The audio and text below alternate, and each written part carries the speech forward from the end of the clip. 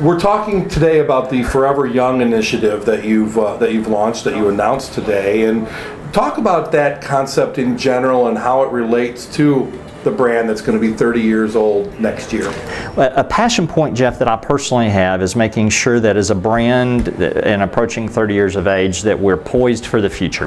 Because there are a lot of hotel brands, or a lot of brands, consumer brands in general, that kind of reach a plateau and they fall off the cliff at the end of that plateau. So if I look at our customer demographic today, certainly it's about baby boomer, business, travelers, seniors, and families, and that will continue to be our bread and butter for a while. But I personally have a strong interest in Gen X and Y millennials. It's a population that's twice the size of the boomers today.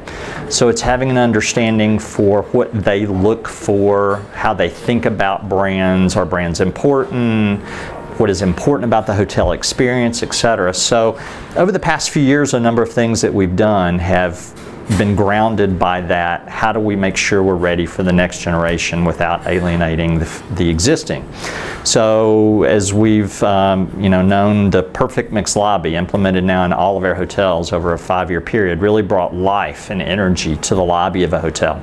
So instead of a sea of tables, now it's an interactive space where people really want to hang out. So as we've kind of used this Gen X and Y pool as kind of our sounding board, they're giving us check marks for commercial space. You got it nailed. But now let's think about a few things in the guest rooms. You know, we're not all about being design driven. It doesn't have to be hip and cool. It just has to meet my needs. So that's kind of what led us to Forever Young.